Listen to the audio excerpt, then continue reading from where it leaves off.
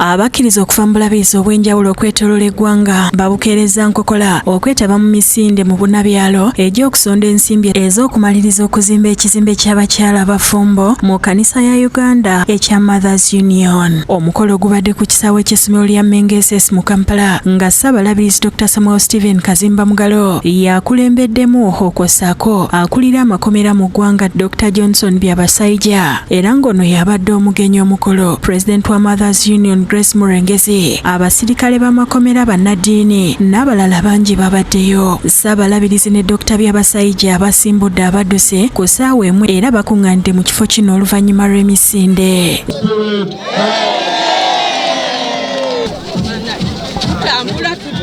Ssaabalabirizi Kazimba ayogeddeko gye balinanyikiza omulamwa gw'emisinde gino.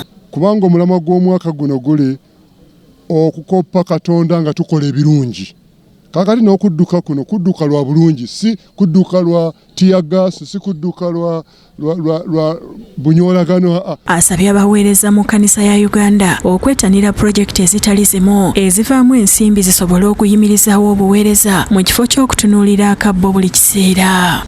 Mujja kuzimbwamu hositeero esuza abaana baffe nga wano Mengo n'awalala nga esobola okusuza abaana ne bakuzibwa ku musingi ogw'eddiini obulungi. Abaana mu hositeero eyo temujja kuba kino na kiri.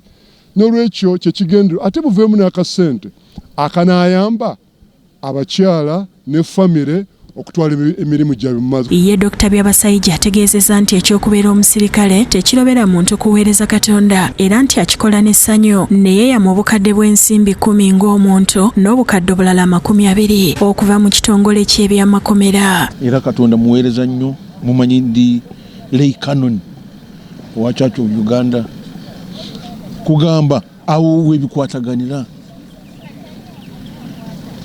era abaserikali bange obalabye n'ababanda obalabye era ffena twetabye mu misinde gino. President wa Mothers Union Murengezi yatangaazizza ku bukulu bw'ekizimbe kino kye basuubira okuwemmenta obuwumbi 4. Hositeero eyo ya myaliro 4.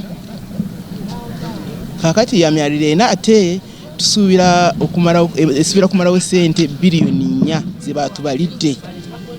Naye ku kisa kya Katonda tumanyi ssente tujja kuzifuna. Abasinze mu misinde Dr. Byabasayija abagabidde emidaali n'okusimba omuti mu kifo awagenda okuzimbibwa ekizimbe Bakuli mu ggombolola y'e Rubaga. Adrian Bwanika Bale yakusakidde eggulire lino ku Rabukedde TV.